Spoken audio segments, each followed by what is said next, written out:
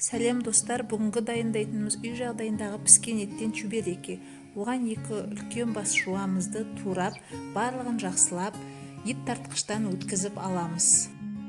Күнделікті аш жегеннен кейін немесе қонақтан кейін аш желінгенде осылай қалған еттерді наннан ажыратып, осылай чүбереке жасасаңыздар болады. Ет тартқыштан өткізіп алып, барлығын жуаны молдау қоссаңыздар, керемет, сочный чүбереке шығады.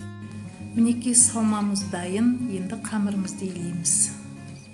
Қайнаған суға аздап тұзымызды қосып, ұнымызды салып, барлығын жақсылап араластырамыз.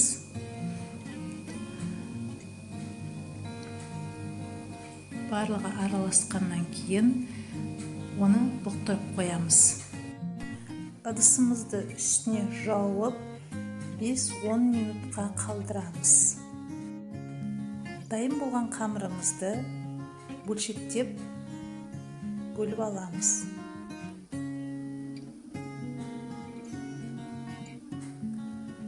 Мінекей бөлшектерге бөліп алдық.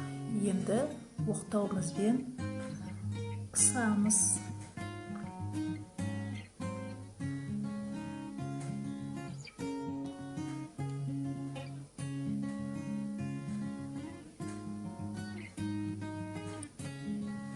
Енді дайын салмамызды салып, жақсылап шаншқымызбен жан-жағын басып жабамыз. Мінекей чүберекелеріміз дайын. Енді пешімізге табамызды қойып, майымызды құйып, астын жағып, майымыз қызғаннан кейін чүберекемізді салып пісіреміз.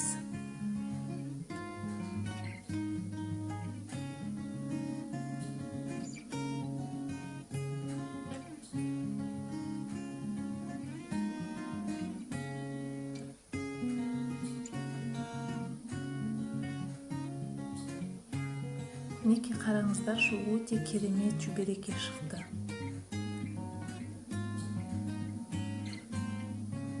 Астарыңыз дәмді болсын. Барлықтарыңызға жасауға кеңес беремін.